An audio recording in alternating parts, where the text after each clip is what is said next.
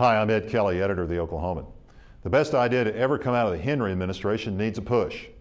I'm speaking of the EDGE Fund, designed to make Oklahoma a research mecca on the plains. At the end of Brad Henry's first year as governor, in the fall of 2003, he assembled a total of 250 or so Oklahomans into groups, with the charge of producing ideas to move our state forward to its centennial and beyond. Of the suggestions that came from these collective minds sprung EDGE.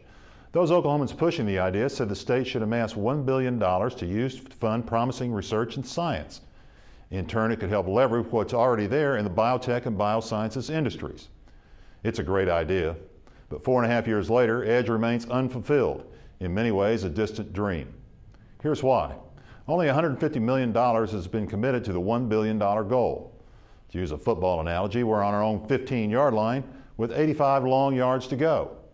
The legislature this year didn't commit new money to EDGE. If it's taken 4.5 years to get to 15% of the goal, how long will it take to get to that goal? At this pace, it'll be a long time.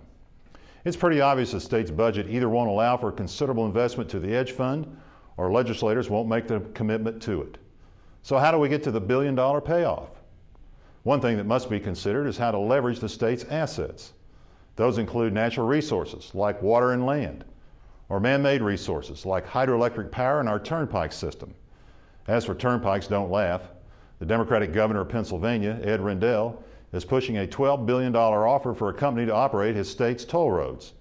Any state could do a lot with $12 billion. Our legislature is done for the year, not to return until next February. By the time lawmakers reconvene, the EDGE idea will be 5 years old.